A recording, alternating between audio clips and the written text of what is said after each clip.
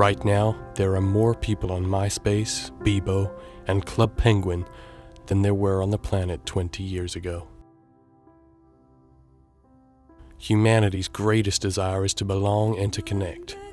We share what we love, and it reminds us what we all have in common. We all love to see people fall over. We love to see sloths dressed up as people.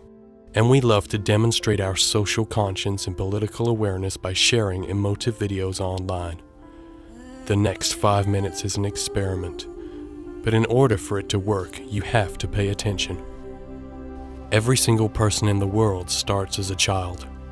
Apart from Al Pacino, he was born fully formed an adult. My name is Pete Williams, and I don't have a child. But if I was to imagine I did have a child, that child would probably be Haley Joel Osment, circa The Sixth Sense. Like me, Haley Joel Osment sees dead people. Death is an affliction that blights almost everyone who uses MySpace, Bebo, and Club Penguin. But we can use these new networks to immortalize ourselves and our beliefs, or at least what we believe should be our beliefs, or what someone else tells us should be our beliefs.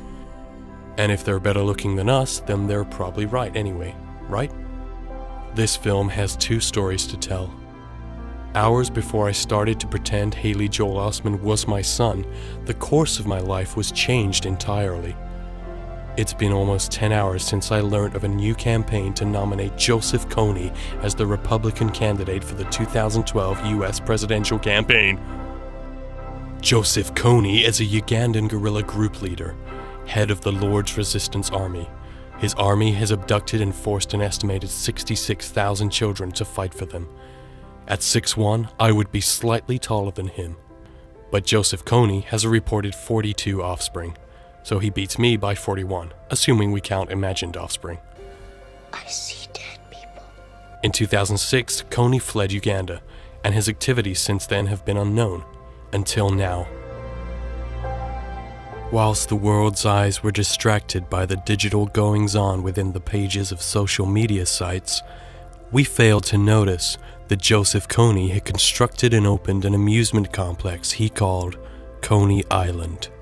It is no coincidence that 2006 was the year that Facebook was opened to the public, Twitter was launched, and YouTube broke through.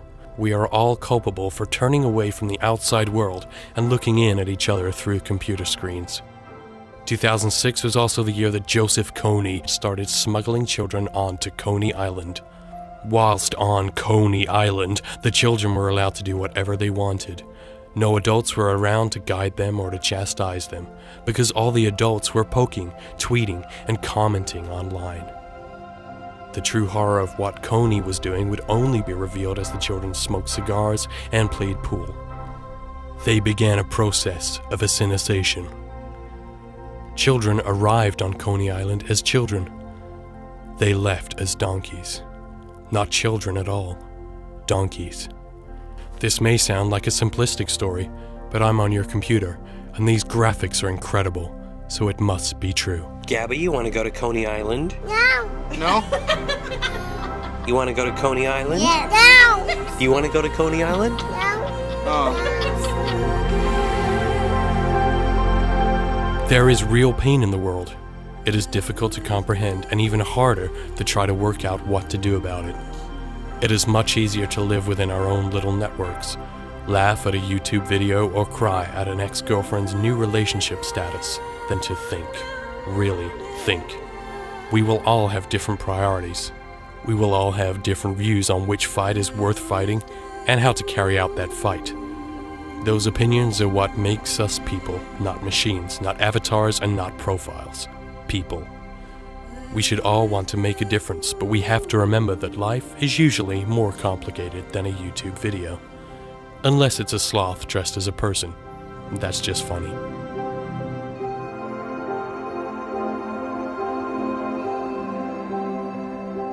Nothing is more powerful than critical thinking, and the time has come to use it.